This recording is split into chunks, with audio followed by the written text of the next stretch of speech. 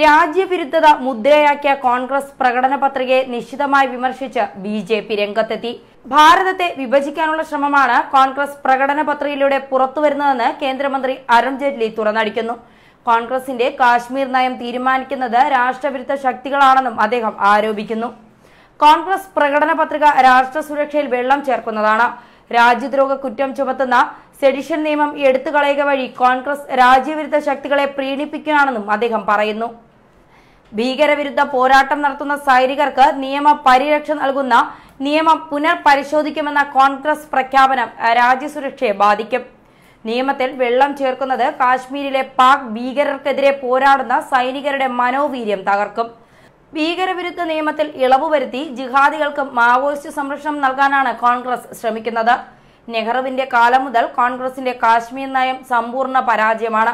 2020 കാശ്മീരിന് പ്രത്യേകമായി പ്രധാനമന്ത്രിയും പ്രസിഡന്റും വരുമെന്ന് കോൺഗ്രസിന്റെ സഖ്യകക്ഷി നാഷണൽ കോൺഫറൻസ് നേതാവ് ഒമർ അബ്ദുള്ള പറഞ്ഞിരുന്നു. കോൺഗ്രസ് ഇതേപ്പറ്റി നിശബ്ദത പാലിക്കുകയാണ്.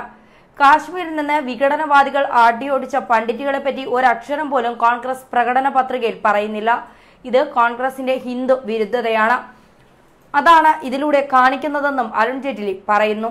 കഴിഞ്ഞ ദിവസം പുറത്തിറക്കിയ കോൺഗ്രസിന്റെ പ്രകടന പത്രികയിൽ തൊഴിലില്ലായ്മയും കാർഷിക മേഖലയിലെ പ്രശ്നങ്ങളും വോട്ടാക്കാൻ കോൺഗ്രസ് അധികാരത്തിലെത്തിയാൽ കേന്ദ്ര സർവീസിലെ 4 ലക്ഷം ഒഴിവുകൾ 2020 നികത്തുമെന്നും കർഷകർക്കായി പ്രത്യേക ബജറ്റ് അവതരിപ്പിക്കുമെന്നും കഴിഞ്ഞ ദിവസം പുറത്തിറക്കിയ പ്രകടന പത്രികയിൽ കോൺഗ്രസ് പറഞ്ഞിരുന്നു. കാർഷിക കടം തിരിച്ചടയ്ക്കാത്തതിന്റെ പേരിൽ ഒരു കർഷകൻ പോലും ജയിലിൽ പോകില്ലെന്നാണ് മറ്റൊരു വാഗ്ദാനം.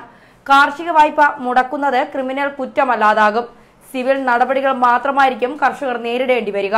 കോൺഗ്രസ് നടപ്പാക്കുമെന്ന ശീർഷകത്തോടെയുള്ള പത്രിക മുതിർന്ന നേതാക്കളുടെ സാന്നിധ്യത്തിൽ പാർട്ടി അധ്യക്ഷൻ രാഹുൽ ഗാന്ധിയാണ് അവതരിപ്പിച്ചത്.